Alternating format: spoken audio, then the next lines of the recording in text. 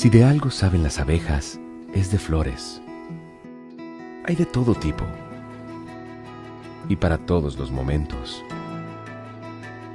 Lo importante no es solo su color, tamaño o forma, sino lo que hace sentir cada una. Y para esos sentimientos trabajan. Igual que el Banco Central, que trabaja para hacer florecer la economía y que sientas estabilidad. Para ese sentimiento de tranquilidad. Para ese sentimiento de crecimiento y desarrollo.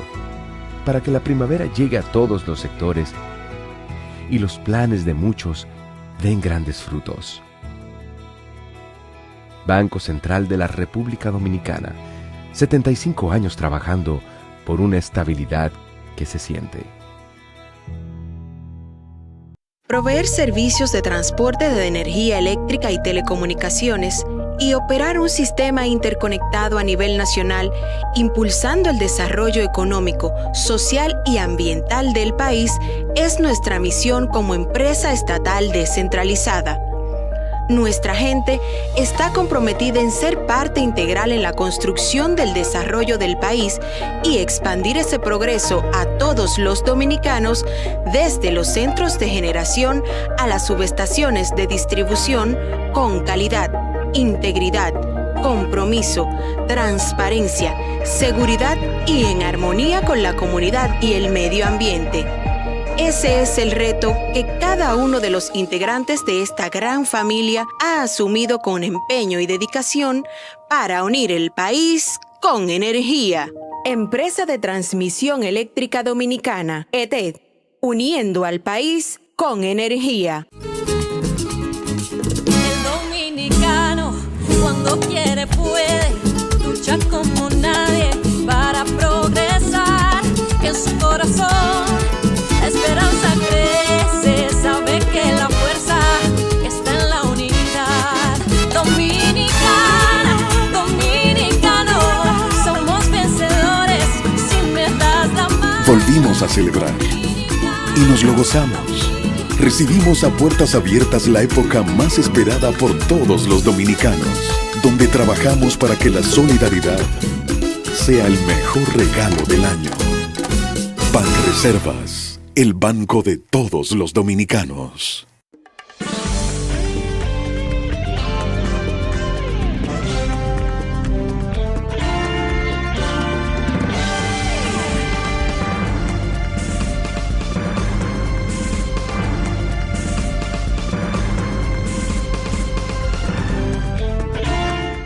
Muy buenas tardes, amables televidentes. Bienvenido a su cita diaria, crepuscular y nocturna en Teleimpacto, que es al final de la tarde, despidiendo el sol y comenzando la noche. Ponga su caridad en buenas manos. Apoye el Patronato de Lucha contra el Cáncer de Villa González Incorporado. Genuina y exquisita institución para usted poner su caridad en manos no pecaminosas, manos acogedoras, manos que sirven al prójimo más carenciado, afectado por esa enfermedad catastrófica que es el cáncer. 809-443-8010. También el Hogar Escuela Santo Domingo Sabio merece que usted también le apoye, que ponga su caridad en las manos salesianas, que son manos muy hacendosas, son manos formadoras, formar jóvenes en alto riesgo. Y esa es una labor verdaderamente humanística, qué sé yo, desarrollista, qué sé yo, nacionalista, comunitaria. Es que va en beneficio de las personas, de jóvenes atrapados en estas sociedades que invitan al crimen por orfandad, por descarrilamiento, o porque los padres, separaciones de padres, familiares, etcétera, o padres que delincan y caen presos, y entonces los muchachos se descarrilan y no tienen guías. Y esas cosas son terribles. Entonces, una congregación como esta, que hace un esfuerzo extraordinario, amplio, en todas las ramas para formar a estos jóvenes y llevarlos a ser ciudadanos útiles, es una labor muy costosa y una labor muy trabajosa también. Es una labor homérica, como decimos otras veces. Necesitan del apoyo también de la ciudadanía. Avenida Independencia, casi esquina Avenida General Gregorio Luperón en Santo Domingo. Bueno, voy a iniciar el programa saludando el esfuerzo que hace el gobierno y principalmente el Ministerio de Turismo, que han hecho una labor, no hay duda que sea destacado. El señor Collado, que está al frente de ese ministerio, porque no es solo que él aparezca por allí, por allá o por acá. Resultados también, ellos han hecho un esfuerzo, él principalmente, por que vengan los turistas a traerlo, y eso está muy bien, porque el país ofrece ese espacio, el turismo, esas facilidades ya que tenemos, no solo que nos brinda la naturaleza, que de por sí son excelentes, sino el esfuerzo que ha hecho el sector privado y público para crear las infraestructuras necesarias para recibir a estos turistas. Y desde luego, yo he dicho otras veces, es labor de todo el mundo. No es que este gobierno ahora, porque vengan 7 millones de turistas, ya nadie ha hecho una labor como esa. Porque ese adanismo tiene que pararse también. Muchas veces lo criticamos de eso, del gobierno y del mismo incumbente de turismo. Que hay cosas que son lógicas también. Hay un problema de mucho frío en Europa, hay problemas de gas, de calefacción, y mucha gente también retirado dirán, bueno, vámonos para los trópicos, vamos para Santo Domingo, nos pasamos un tiempo allí, vamos por Cuba y vamos por Puerto Rico, y la gente saldrá más porque hay más dificultades en Europa.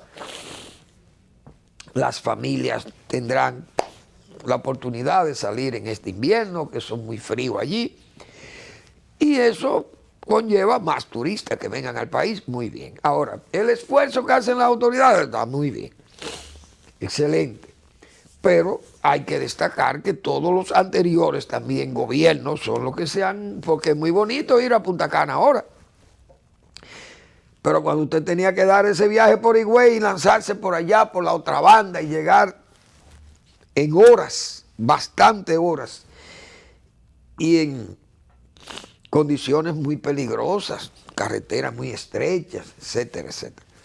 No es lo mismo usted transitar por la del Coral, pero la del Coral no la hizo este gobierno, lo hicieron gobiernos anteriores.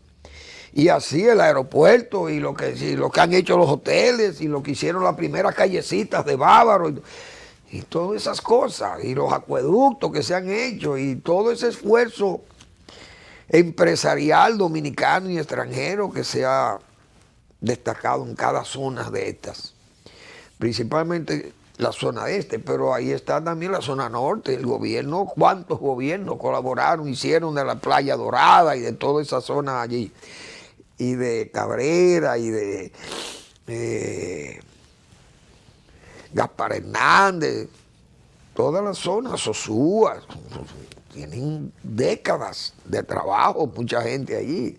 Es decir, hay mucha gente con mérito.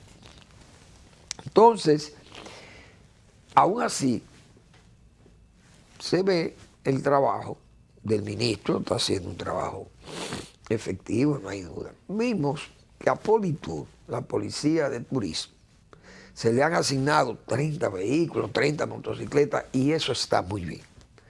Porque esa es una policía muy especializada, diría yo. Es una policía que se diferencia de la Policía Nacional, porque no solamente por los jóvenes que están ahí, que son tal vez de mayor formación que el policía de línea que anda en la calle también, porque ya estos muchachos deben saber, algunos de ellos deben saber inglés, u otros idiomas que puedan facilitarle a los turistas conversaciones y orientaciones. Pero ahí hay un señor que es de origen japonés, pero dominicano, que es policía viejo ya, la Policía Nacional, tiene mucho tiempo, creo que es apellido Masunaga. Y él está al frente de esa policía, en un rango, no sé si es coronel o es general, no sé. Se nota raro porque una persona como él, que es un japonés puro de su origen, su etnia, su padre y su madre, me imagino los dos son japoneses. Pero él se distingue como un policía muy especial. Y siempre en la Policía Nacional también, como una persona que se ve rara, una persona así como él, japonés, en una rama armada del Estado, qué sé yo, eso se choca, pero él ha sido un excelente policía. Y al frente de esa politura ha hecho un gran trabajo también. Y yo creo que ese esfuerzo del gobierno ha valido muchos elogios porque refuerza la calidad del trabajo de Politur, que es un trabajo muy importante, porque vela por la seguridad de los turistas y de los centros turísticos. Que las cosas marchen bien y que no se aparezcan por ahí esas bandas de delincuentes y de atracadores y de gente que quiere ir a presionar turistas y a crearle un ambiente difícil al turista y a robarle la camarita y a robarle el celular y aquellas cosas. Hay muchos controles ahí y uno tiene que saludar eso. También el gobierno ha tomado una decisión que a mí me complace. Y es la decisión de donar o regalar o entregar, tal vez cabe más el término entregar, 6,000 pesos mensuales a familias que tengan hijos con discapacidades. Aquí hay muchas familias que tienen problemas para cuidar a esos muchachos, esos niños o adultos ya, adolescentes, que están en un estado de discapacidad. Y hay muchas familias, muchas mujeres incluso, madres solteras que tienen que atender niños. Porque hay padres muy irresponsables, abandonan a la madre cuando el niño sale con un problema de una deficiencia, una discapacidad. Hay padres que abandonan mujeres que tienen que quedarse con esos muchachos y eso no es fácil. Y yo creo que ese gesto de atender esas familias con esa contribución, que debieran ser más, pero uno sabe las limitaciones también que hay, porque los estados también no tenemos un estado rico. Yo sé que es un sacrificio de los mismos préstamos como para, qué sé yo, compensar. Pero esto es un esfuerzo muy importante también. Tiene una limitación, tiene que estar inscrita la familia en el programa Supérate. Y yo creo que otros que no estén registrados en Supérate, pero que tengan el problema de la discapacidad en la familia, deben ser ayudados también o registrados. Porque eso es una tarea verdaderamente difícil para familias muy pobres, luchar con un problema de niños, por ejemplo, que tengan Down, otros que tienen problemas de discapacidad motora, otros que tienen problemas de discapacidad, qué sé yo, auditiva, visual, están los ciegos, los sordos, los autistas, hay muchos problemas que tienen los muchachos. Y hay problemas serios, cardíacos incluso, que le impiden al muchacho moverse, caminar o ser más activo, y esas cosas deben ser atendidas, los gobiernos deben ayudar a eso. Y eso también es un gesto que uno aprecia y que tiene que saludar al gobierno por ese esfuerzo. Eso está muy bien. Quisiera yo particularmente, que soy un defensor de que aparezca una decisión gubernamental que diga que va a terminar el centro de rehabilitación para discapacitados de la región sur en Barahona, que es una ampliación del centro que ya resulta pequeño, que es una decisión, repito, tomada, porque lo he dicho en varias oportunidades aquí, por doña Mary Pérez, viuda Barrancini, que es digna de elogio, no de elogio, no, digna de ser estatuada su figura en cualquiera de los lugares del país. Y es un deseo, me imagino, de ella, de que ese centro se ampliara, poder entregarlo con todas las comodidades y las facilidades para esa población sureña, que es la más desventajada, la menos aventajada del país, la zona sur. Y ese centro tiene tantas dificultades porque no aparecen 20 millones de pesos para terminar esa ampliación del centro de rehabilitación de discapacitados de Barahona. Una barbaridad. Yo tengo años aquí planteando eso y no hay forma, nadie escucha. Parece que Barahona no tiene representante en el Congreso, no tiene gente, no hay munícipe allí. Parece que en Barahona no hay nadie que quiera Barahona. Ni barahoneros que están asentados en Santo Domingo y que tienen alguna influencia o si tienen alguna asociación que puedan por lo menos promover eso. Porque si estuviéramos pidiendo también un prostíbulo, tal vez lo complacen. Hace tiempo que si fuera un prostíbulo tal vez estuviera hecho. Porque así es que somos, lamentablemente. Pero ahí está Barahona esperando que el gobierno del presidente Abinader disponga, principalmente obra pública, que es la que tiene a cargo la obra. Entonces el ministro de Obra Pública lo que está es en promoverse, él promoviéndose como para mañana, como para futuro, aspiraciones políticas. Dios mío. Increíble, increíble, pero esa es la realidad. Barahona con eso, esa obra tan importante, prácticamente detenida. Eso es una verdadera pena. Esa es la verdad. Bueno, educación, señores. Se va a auditar educación. Ojalá esa auditoría sea lo más abarcante posible. ¿Por qué que ya educación, el Ministerio de Educación no resiste más escándalos? Pero ¿cuántas cosas es que vamos a oír? Se ha anunciado que hay una auditoría abierta del 2018, creo, al 2020. Pero es que el escándalo es anterior y posterior. ¿Por qué es que ese escándalo viene desde los 6 años, 8 años de Danilo Medina? Porque fue el asunto este del 4% lo que animó a la corrupción más vulgar en educación. Y antes, los ministros que hubo ahí, esas damas que hubo ahí, no fueron damas pecaminosas. Josefina Pimentel, doña, la señora, ¿cómo se llama? Viuda, ay Dios mío, bueno, no recuerdo a la doña, pero estuvo Alejandrina Germán también como ministra de Educación.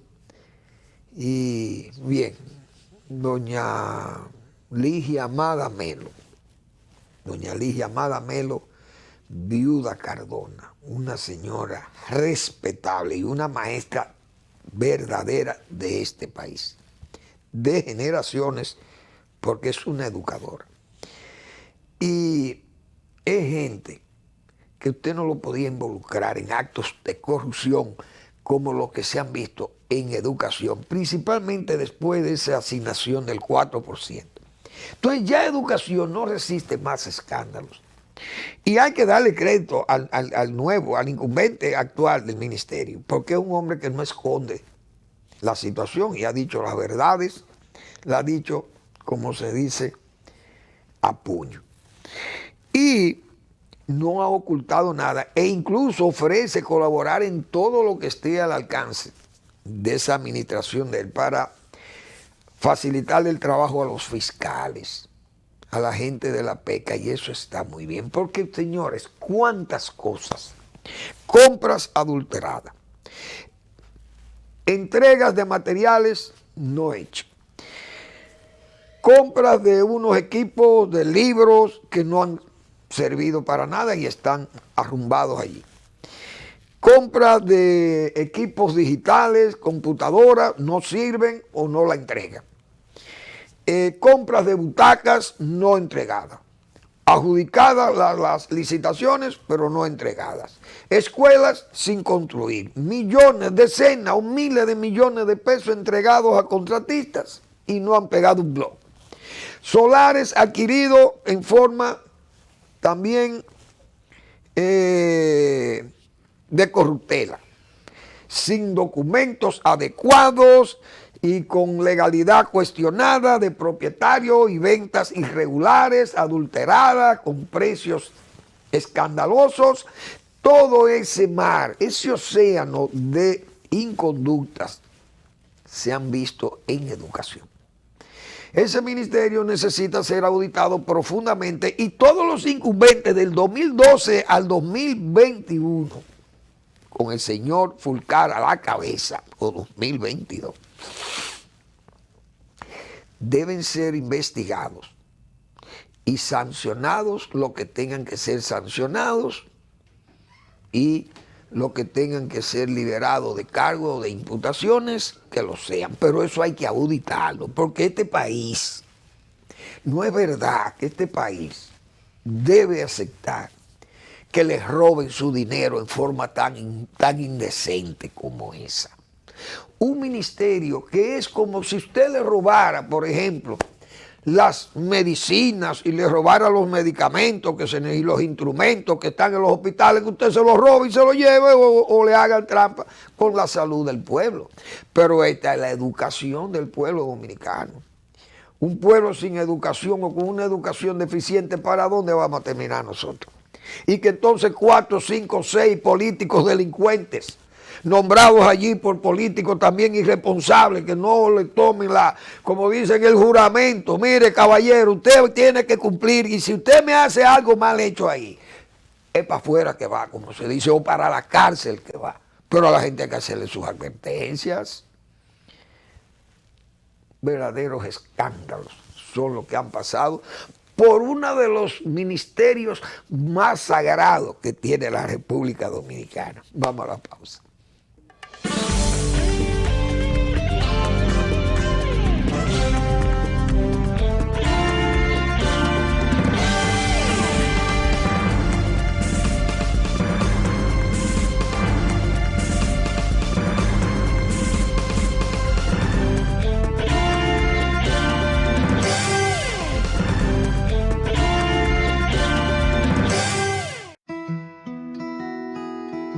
Si de algo saben las abejas, es de flores.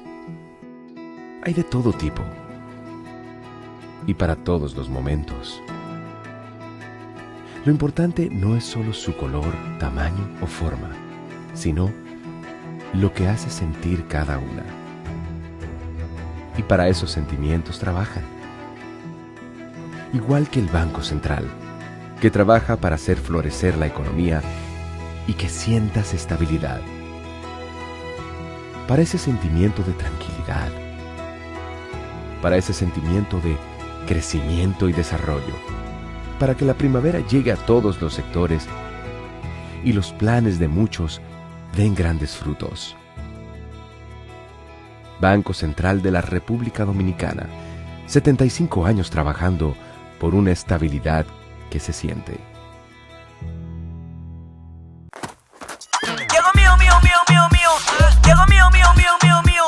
Si tú quieres talante y quieres resolver, Reserva trajo algo que te va a poner a valer. Mío, mío, mío, mío, dile adiós al EPT. Mío, mío, mío, mío, dile adiós al EPT. Mío, mío, mío, mío, mío, mío. Ahora estos son de lo mío, ahora estos son de lo mío. Desde tu celular te lo puedes controlar. Recibe y envía tu dinero ya. Desde tu celular te lo puedes controlar. Paga todo con de lo mío y pila de cosas más. Ahora estos son de lo mío, ahora estos son de lo mío, ahora estos son de lo mío, ahora estos son de lo mío, ahora estos son de lo mío. Mío, la cuenta de pago electrónico es un producto Banreserva.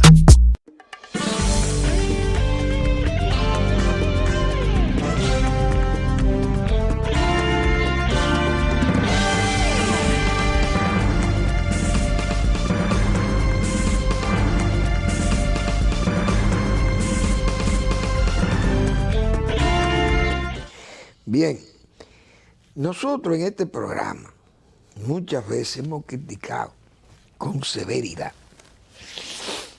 las acciones de curas pederastas, abusos sexuales con mujeres y otras veces con niños, la pederastia, cosas de homosexualidad, bueno, pecados verdaderamente escandalosos en muchos sacerdotes y servidores de la Iglesia Católica. Y siempre hemos nosotros criticado eso, porque esos son acciones muy, no solamente degeneradas de los sacerdotes, sino que es la corrupción en una institución como la Iglesia Católica, que es la depositaria tan vieja ya de esa doctrina cristiana tan potente, todo ese sacramentario gregoriano, todo lo que es ese fundamento del Cristo crucificado y qué sé yo, esos evangelios, toda esa doctrina cristiana vaciada ahí, todo ese respeto y esa cruz, ese símbolo que hacen de la Iglesia Católica, como yo he dicho otra vez, una suerte de multinacional, como si fuera la Coca-Cola. Pero señores, esta es una multinacional de la fe y con ese símbolo de la cruz, todo el globo. Entonces una institución que ha tenido tanta gente respetable como la Iglesia Católica, que la Iglesia es, con todos sus defectos, con todos esos problemas que se airean de la Iglesia, todavía da esas personalidades que no la dan las otras religiones, ni esas divisiones que hay de cristianismo, de cristianos y protestantes y todas esas cosas. Esas personalidades de la Iglesia Católica, a través de los 2000 años y pico, de los 20 siglos que tiene reinando esa iglesia, porque es un reinado de Dios, de Jesucristo. Eso ha sido ejemplar. Todas esas personalidades, señores, y son inconmensurables, no la puedo contar, porque eso es que son demasiadas gente importante que ha dado la iglesia en toda su historia. Pero la iglesia siempre ha tenido todas esas descomposiciones, todas esas simonías y todas esas diabluras que han pasado ahí. Bueno, ese Vaticano ha tenido cosas que uno sabe que han sido aireadas, conocidas y que se han escrito obras extraordinarias sobre todos esos problemas que han pasado y que ya se le llama vaticanistas a muchos especialistas en esos temas del Vaticano y de la iglesia y de todas esas situaciones que se esconden en ese escenario religioso. Hoy la iglesia vi que absolvió a un cura pederasta, de abuso, de pederastia o abusos sexuales, en Chicago. No recuerdo el nombre porque leí la noticia, pero es el hecho, la absolución. Entonces, yo he dicho muchas veces aquí que los curas, la iglesia, pide las penas más severas y el castigo más severo para aquellos que cometen hechos punibles, deleznables y hechos malos en la sociedad. Pero que la iglesia entonces, a pesar de esas peticiones, se reservan para ellos el claustro purificador, se reservan para ellos la penitencia y esas cosas no son, eso no es ejemplar, porque usted está actuando mal. Es decir, muchos se amparan, como se dice, en esos muros de la Iglesia Católica para buscar la mano acogedora del perdón. El claustro purificador, como dijimos, la penitencia. Muy bien. Los pederastas, muchas veces, la iglesia lo trata, diríamos, por vía de la confesión, aceptar, confiesan el delito, como se dice, el pecado, y hay otros pecados, que son aquellos, como yo he dicho otras veces, los hijos del pecado, hijos de sacerdotes y cosas de eso. Entonces, viene la absolución de la iglesia. El Vaticano ha declarado absuelto al cura de Chicago. Una iglesia católica que ha sido tan sancionada en los Estados Unidos. La diócesis de Boston, recuerdo yo, pagó más de $600 millones en reclamaciones por abusos sexuales y abuso con niños, pederastia y todas esas cosas que han pasado en la iglesia. Terrible. En Los Ángeles también, que las parroquias han estado quebradas. Han quedado las parroquias, teniendo la iglesia que pagar por esos delitos, que también es una cosa muy grave, que la iglesia tenga que pagarle a alguien una compensación, una suerte de multa que le pague a una gente, como si fuera multa, para compensar y los daños creados a esas familias o a esas personas en ese momento dado por sacerdotes que luego son liberados. Ese caso de, por ejemplo, yo recuerdo, Marcial Maciel, ese cura pederasta, pero un bárbaro de pederasta y de abusos sexuales de todos los tipos, un tigre, pero fue perdonado por el Papa San Juan Pablo II. Lo perdonó porque fue el hombre que creó los legionarios de Cristo. Una de esas, no es una congregación, no sé cómo le llaman a eso, son ese tipo de instituciones dentro de la Iglesia Católica y que promueven la fe y qué sé yo, y son una especie de brazos de apoyo a las labores de expansión de la fe, vamos a llamarle así. Pero Marcial Maciel era un hombre condenable por la justicia secular, es que ahí es que deben ir esa gente, pero quedan absueltos por la confesión, como hemos dicho. Y entonces, así no tiene mérito. Yo creo que esas cosas la iglesia no debiera absolver esos casos y debiera llevar esos casos, que los lleven a la justicia.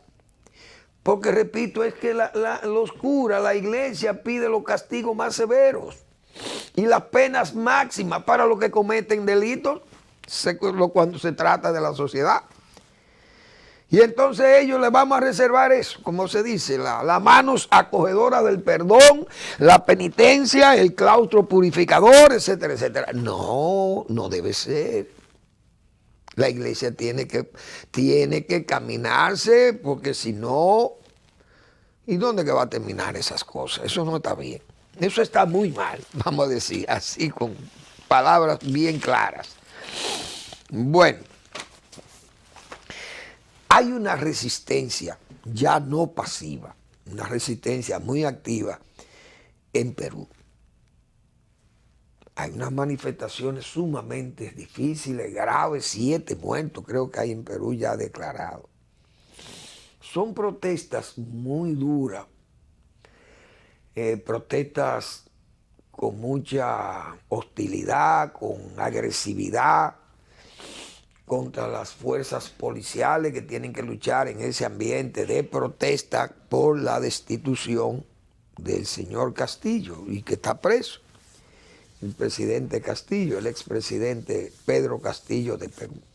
Esas manifestaciones, la señora Boluarte, como habíamos dicho nosotros, si no pone las cosas claras, que ella le haga saber que no tiene partido ni tiene fuerza, que no se imponga o trate de imponerse sobre la base de habilidades, maniobras, etcétera, y quiera ella permanecer en el poder todo el tiempo que legalmente le pertenece, pero es que no tiene la fortaleza política partidaria para mantenerse en el poder. Entonces sería una tosudez y una testarudez mismo de ella querer mantenerse. Y yo hice un símil con un presidente dominicano que fue Carlos Morales Languagua.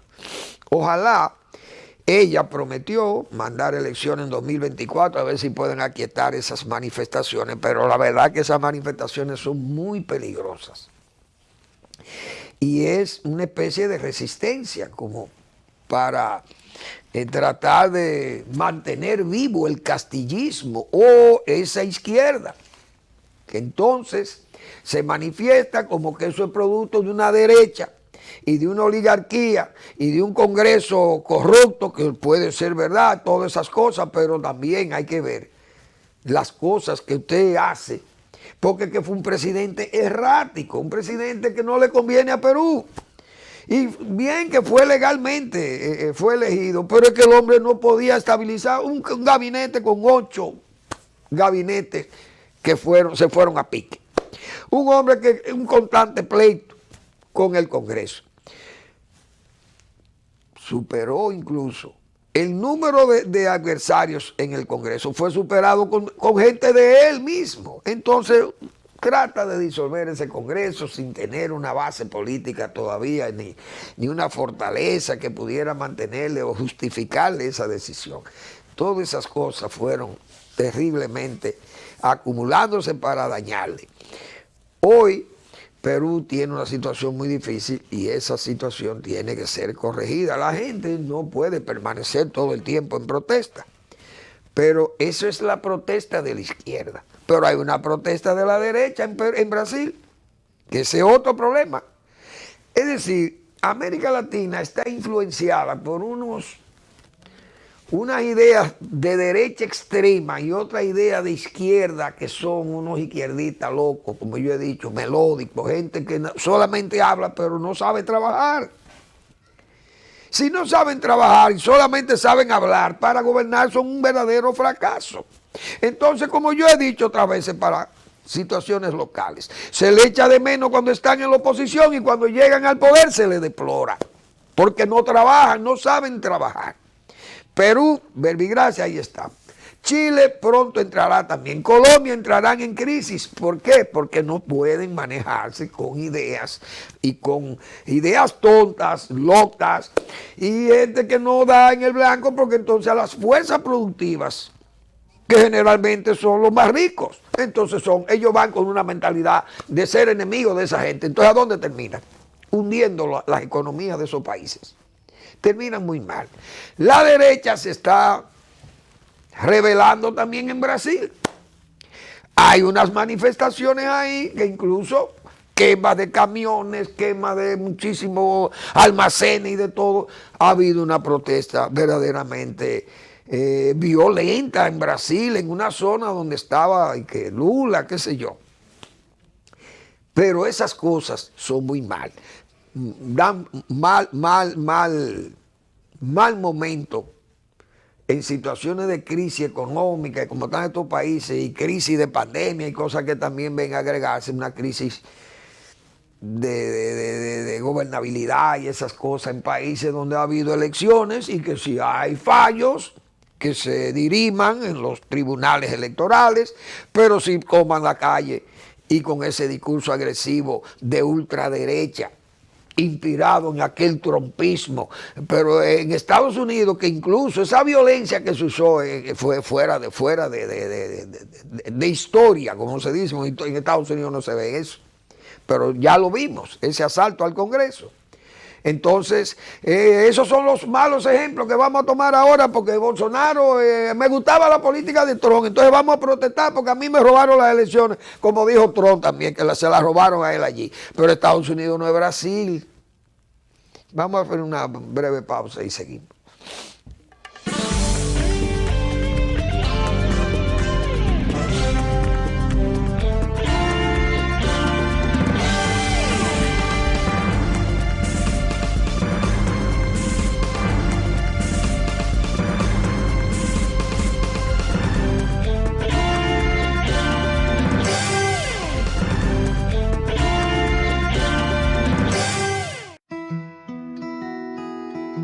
Si de algo saben las abejas, es de flores.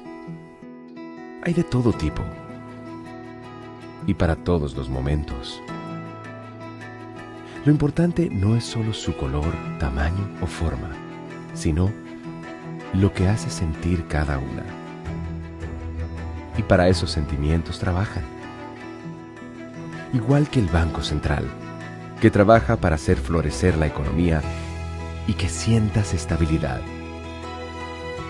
Para ese sentimiento de tranquilidad, para ese sentimiento de crecimiento y desarrollo, para que la primavera llegue a todos los sectores y los planes de muchos den grandes frutos. Banco Central de la República Dominicana, 75 años trabajando por una estabilidad que se siente. Proveer servicios de transporte de energía eléctrica y telecomunicaciones y operar un sistema interconectado a nivel nacional, impulsando el desarrollo económico, social y ambiental del país, es nuestra misión como empresa estatal descentralizada. Nuestra gente está comprometida en ser parte integral en la construcción del desarrollo del país y expandir ese progreso a todos los dominicanos, desde los centros de generación a las subestaciones de distribución, con calidad, integridad, compromiso, transparencia, seguridad y en armonía con la comunidad y el medio ambiente. Ese es el reto que cada uno de los integrantes de esta gran familia ha asumido con empeño y dedicación para unir el país con energía. Empresa de Transmisión Eléctrica Dominicana, ETED, uniendo al país con energía. El dominicano, cuando quiere puede, lucha como nadie para progresar, que en su corazón la esperanza crece, sabe que la fuerza está en la unidad. Dominicana, dominicano, somos vencedores, si me das la mano. Volvimos a celebrar y nos lo gozamos. Recibimos a puertas abiertas la época más esperada por todos los dominicanos, donde trabajamos para que la solidaridad sea el mejor regalo del año. Banreservas, el banco de todos los dominicanos.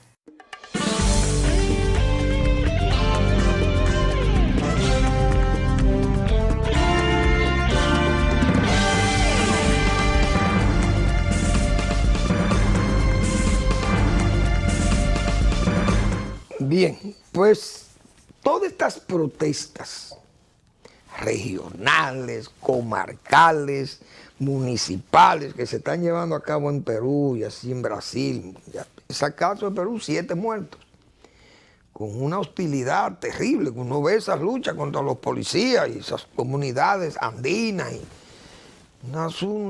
Es muy duro eso, porque Perú es una economía que anda muy bien. El país tiene una economía buena y ha estado muy estable y con buen crecimiento. Pero se descompone, una crisis política daña, inmediatamente se daña, lo económico lo daña, porque eso, en ese ambiente no es verdad que se puede trabajar tranquilo. Entonces Brasil, Lula debe ocupar la presidencia en enero, 1 de enero. Brasil se quiere parecer a Estados Unidos, decía yo, con el caso de Bolsonaro, que Bolsonaro es un trumpista. Y él, me imagino que también en enero habrá un desorden, tipo el que hizo Trump con su gente el 6 de enero en el Congreso de los Estados Unidos. Probablemente tengamos que ver eso en Brasil. Y fíjense que ya hay unas protestas sumamente graves en Brasil. Ahora, nosotros decíamos aquí, Lula debe tener mucho cuidado con manejarse con este gobierno, porque este gobierno de Lula va a ser distinto a aquellos 8 años de él, del 2003 al 2014, o 10 años, no recuerdo, donde Lula no tenía, aunque había un Congreso que él no le favorecía, pero no había un liderazgo fuerte, esa concentración que hoy tiene la derecha en Brasil. Y él pudo sortear aquello comprando los legisladores, el famoso bensalado. Entonces en eso siguió la corrupción, el Lavallato y Odebrecht, y después vino Dilma Rousseff y qué sé yo, y subió a Dilma Rousseff porque él, ese liderazgo todavía estaba intacto. El pueblo de Brasil cree en Lula. Y Lula escogió a Dilma Rousseff y la subió que estaba quedada. El candidato opositor le estaba ganando las elecciones, pero él se metió, como dicen, y la subió. Ella ganó. Y tuvo, para ganarla, ¿ustedes saben quién fue que le hizo ganar las elecciones a Dilma Rousseff? Fue el delincuente de Joao Santana, nombrado por Lula. Entonces Lula, dime con quién andas y te diré quién eres. Si tú lo que uses ese delincuente para fines electorales, para que te gane procesos electorales. Entonces ese señor, ¿qué es lo que usted es entonces? Un promotor de la delincuencia.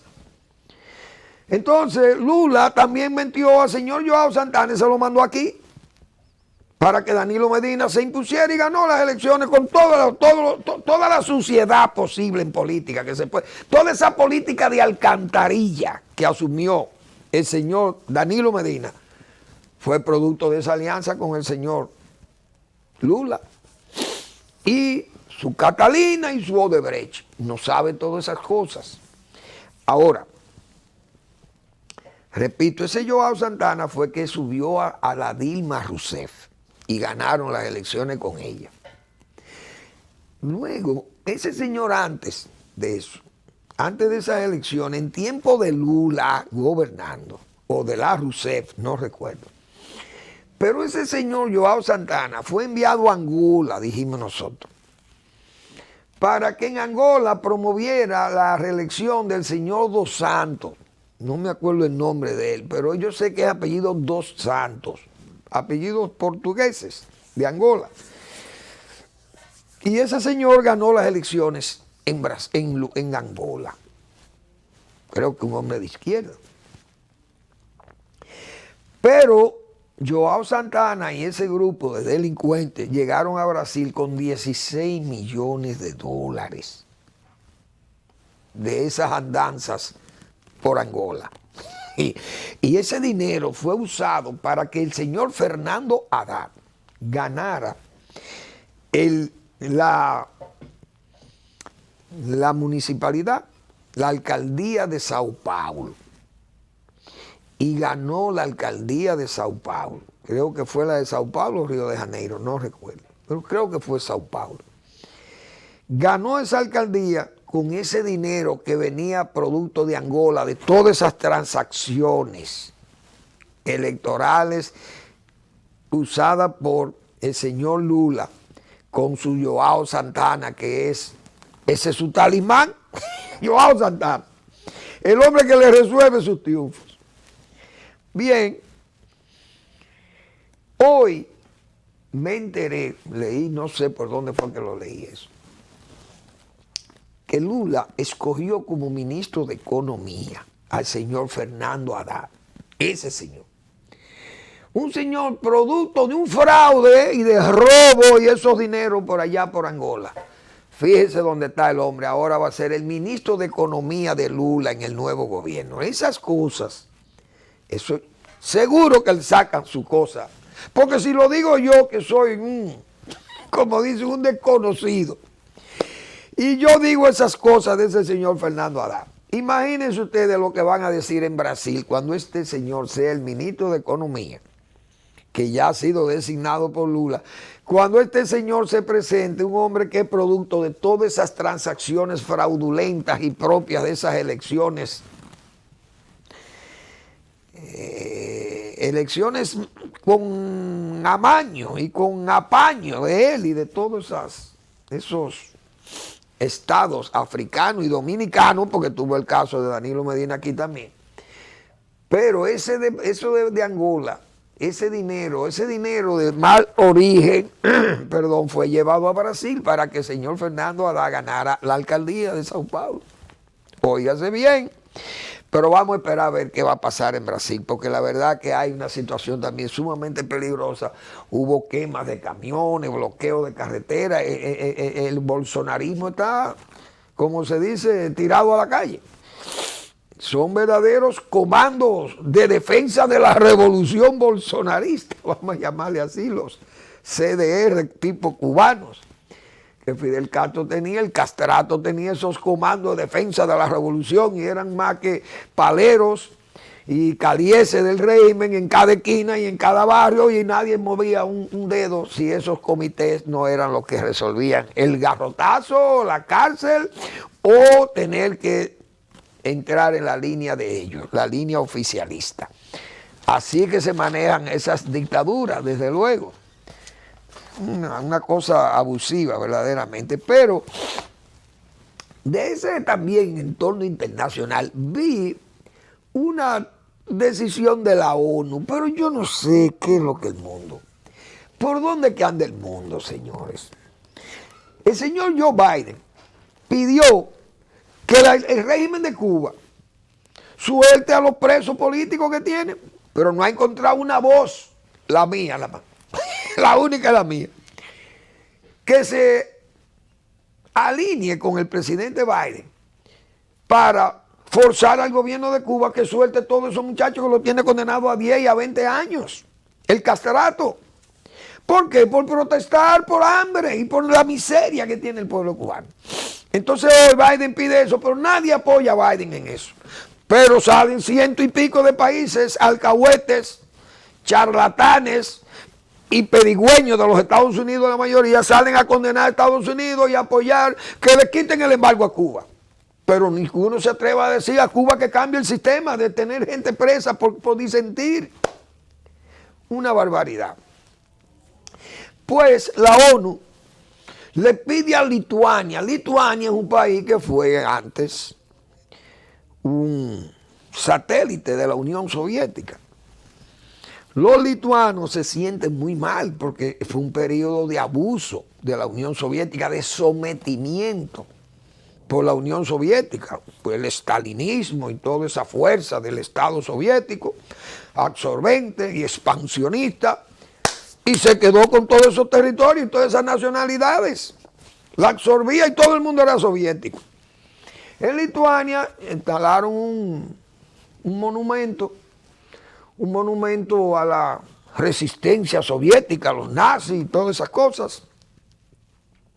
Y Lituania entiende que en estos tiempos, ya donde ellos tienen muchos problemas con la Rusia putinesca, no le interesa tener ese recordatorio soviético, porque ¿qué es lo que van a recordar de la Unión Soviética? Que fueron sometidos en forma arbitraria a un régimen oprobioso, un régimen de violaciones, de los archipiélagos Gulag, de las desapariciones, de más de 20 millones de muertos por el estalinismo. Gente que murió de hambre, murieron más de 10 millones en Ucrania, los vecinos. Entonces ellos decidieron quitar ese monumento. ¿Y qué pide la ONU? No lo quiten. Dejen ese monumento porque eso es una ofensa a las minorías rusofóbicas rusófonas que hay en Lituania, porque queda mucha gente de Rusia, porque era antes territorio todo de la Unión Soviética. Entonces, si usted es ruso y usted vive en Lituania, usted tiene que hacer lo siguiente. Usted tiene que ser, bueno, mira, o me declaro extranjero aquí, o me voy para Rusia. Y ya, y nosotros resolvemos a Rusia, pues somos rusos. Pues bien. Entonces Lituania dijo, mire, ese monumento a mí no me interesa tenerlo aquí, porque no quiero tener ese recordatorio del régimen de oprobio que fue la Unión Soviética. Nosotros no nos interesa. Derríbenlo. y lo están derribando el monumento. Entonces la ONU, en forma, señores, esa es la forma cínica que tienen estos organismos de ONU. No derriben eso porque eso es ofender a las minorías rusas que hay en Lituania. Ustedes están oyendo, como si fuera ejemplar lo que fue la Unión Soviética, un régimen de sometimiento y de oprobio a esos pueblos. Igualmente en Ucrania pasa lo mismo en todos los sitios. Pero busque, busque. Bueno, el PLD ya el tiempo ya no me alcanza porque quería opinar algo sobre el PLD porque vi ahí que el señor Abel le dice al gobierno que no falsee, que no vendan datos falsos, creo que fue, que no recuerdo qué declaraciones fue que dijo Abel, creo que dijo que esto es un gobierno de falsedades. Entonces yo decía, bueno, esa fue una mala opinión, pienso, de Abel, porque usted habla de falsedad y usted en un meeting falso, es decir, que hay 18,000 gente que usted está juramentando ahí, y el local no coge eso. Porque hay que ver ese local de la Arena de Santiago, que la Fuerza del Pueblo hizo un acto ahí y dice que yo no sé si eso coge 15 o 16 o 18,000 personas. Entonces el de Puerto Plata no es más grande que el de Santiago, el local donde estaba el PLD. Entonces, que juramentaron 18,000 personas, ¿saben? Eso es una falsedad. Entonces, ¿cómo usted le va a decir falso al gobierno? Que este es un gobierno de falsedad y usted cometiendo falsedad. Es una cosa verdaderamente disparatada. Pero Abel tiene mucha dificultad y es difícil que Danilo Medina no va a permitir que le quiten el liderazgo, y la única herramienta que él tiene para defenderse de todas esta granizada de críticas severas y de todas estas acusaciones que se le han hecho a su familia, que fue una familia venal en el Estado. La única herramienta que tiene es el PLD. Él sabe que si Abel ganara las elecciones, perdió ese partido y perdió el liderazgo de él, porque lo sabe. Entonces va a permitir que Abel suba, que Abel gane espacio para que lo desplace a él. No, sería soñar. Entonces Abel será traicionado por Danilo Medina. Por Danilo Medina lo que le interesa es que Abel, su figura, tal vez pueda lavarle un poco la cara a su partido, que está hoy bastante sucia. Él mismo, su figura muy disminuida, un hombre que no tiene fuerza moral, entiendo yo, para salir a decir que él le hizo una gran gestión al país cuando tiene todos los hermanos en justicia y sus íntimos. Y una justicia no por acusaciones débiles, sino acusaciones pesadas de corrupción y de desfalco al Estado Nacional. Entonces sería ingenuo pensar que Abel puede repuntar y ganar unas elecciones. No la va a ganar, y menos cuando salga levantando el brazo Danilo Medina, como decíamos la semana pasada, porque es un hombre que está en una situación sumamente desesperada por salir, por destacarse y porque se pueda alabar, pero no va a ceder, repito, su herramienta o su arma de reglamento, su arma de defensa, que es lo que resta del PLD. Una cuestión muy lógica. Seguiremos después hablando de estos temas porque ya es muy breve el tiempo, tengo que cerrar el programa. Gracias por su atención y nos vemos mañana en otra entrega de Al Final de la Tarde, despidiendo el sol y comenzando la noche.